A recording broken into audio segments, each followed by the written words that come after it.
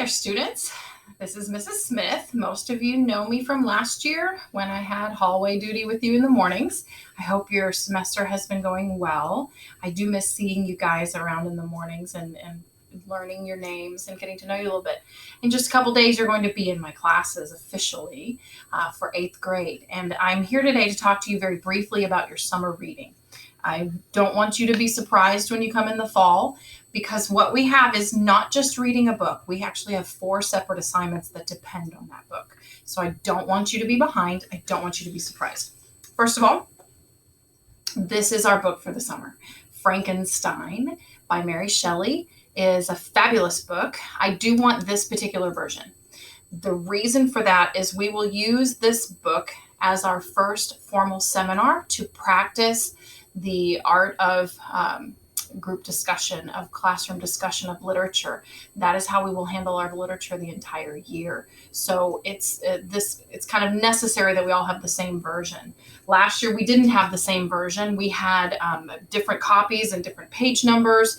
There's even a pre-1818 version and an 1838 version. So we wanted to make sure everyone had the same one so we could all have the same discussion. It has the ISBN number on your summer reading PDF that goes out to every family and should be on the attachment of the Juno Pod from Miss Buchanan today. Okay, so once you have the right version, then we're going to do 4 separate assignments from this. Okay, the first one is to annotate. We will annotate every page we read. So because of that, there is a brief discussion of how to annotate on the PDF going home to you for summer reading, but there's also a link if you need to learn more. If you've never annotated before, then this is your chance to try. Obviously, you won't have been in my class before, so it's okay if you don't know exactly what you're doing, but you do need to try to annotate per page. Now, this is my daughter's book that she had last year. She was in my class. So I'm just going to show you a page. She has some things underlined, some things circled. She has margin notes out here that lets me know she's interacted with the text. She has a line drawn down the page so that she can see there was an entire paragraph there she wanted to mark.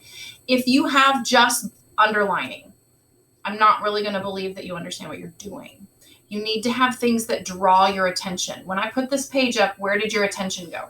It went to, sorry, everything's backwards for me. It went to here. It went to the circles. It went to the star. Okay, we want to draw our eye to the important things of that page.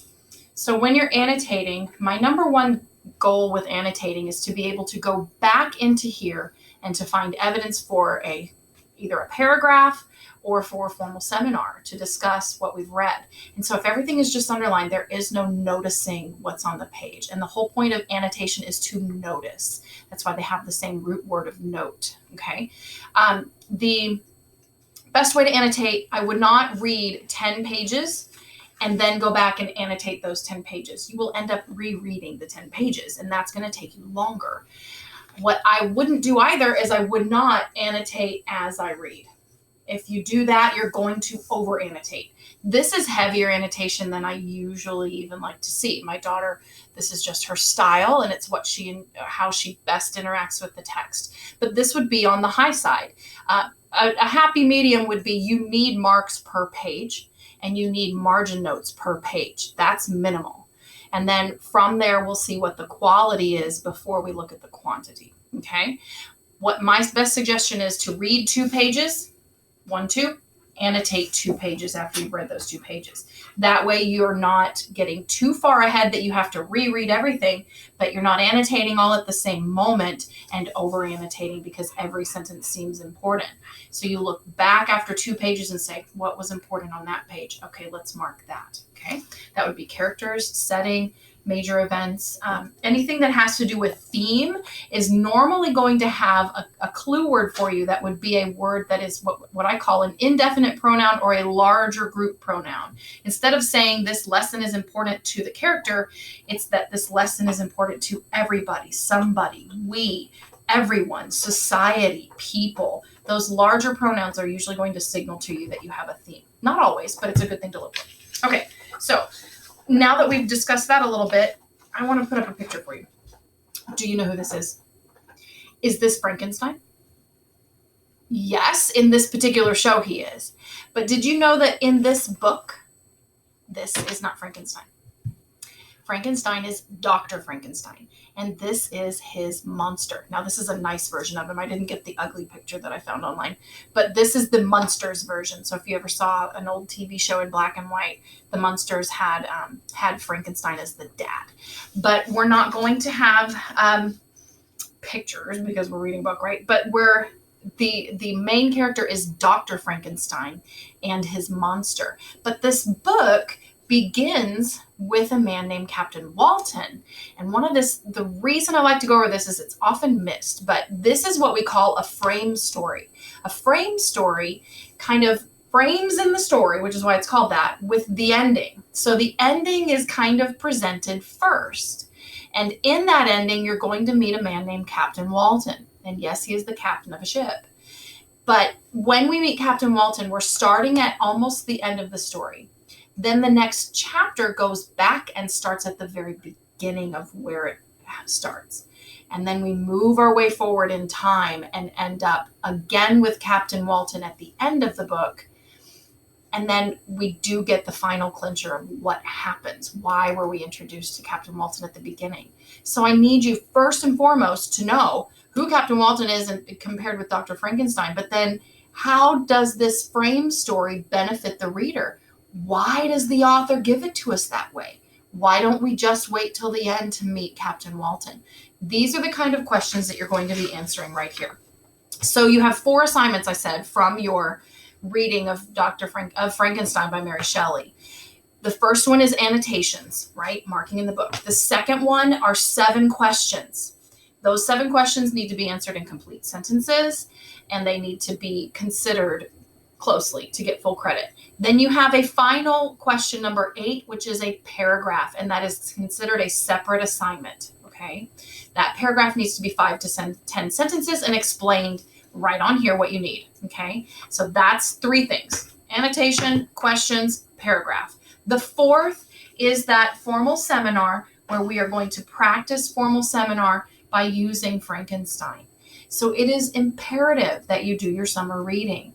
This is not, okay, I'll just skip it and I'll just get one assignment that's a 0 and I'll make up for it through the year. It will affect 4 assignments, and it will affect your first time in formal seminar, which is already nerve-wracking anyway, so you need to read it. You don't want to be behind. You don't want to be the one that didn't prepare because it becomes very painfully obvious, okay? So I'm hoping you're excited about the book because I love the book. It's gory, it's intellectual, it's psychological. There's a lot going on there, and there's even a small love story, just tiny. But it is, to me, it's a great read. So I hope you enjoy what you're reading. If you are one that struggles with reading, or maybe you don't enjoy it, use an audio version. There's a free audio version that I've put the link onto your PDF. It's right down here at the bottom. So you'll be able to look that up and not have to pay for an audio version. It's by volunteers, so it's not the best. There are professional versions if you want to pay, and one of them is, I think, by Victor Borge, which if you know who he is at all, you can ask your parent. But Victor Borge is a very famous actor who, if you've heard his voice, you know it because he's in a lot of major horror stories. He's kind of the narrator, a very deep and mysterious voice. So I hope you enjoy the book. If you have any questions this summer, just email me and I'm happy to help you figure out what you need to know. Do your best on annotations. This is just an initial check to see, are you able to figure out maybe what you're doing with annotations so that I can see a good starting point. So I hope you enjoy your summer. It's a well-earned summer, and I look forward to you being in 8th grade in the fall and all the things that are privileges that are associated with that. And I'm just ready to learn what right alongside you. So I know Miss Buchanan has done well to prepare you, and you've lasted through a 10-minute video. So you've already dealt with the very wordy Mrs. Smith. And I know we're just going to have a great year. So enjoy your summer. Please enjoy your book, and we'll see you in the fall. Thank you.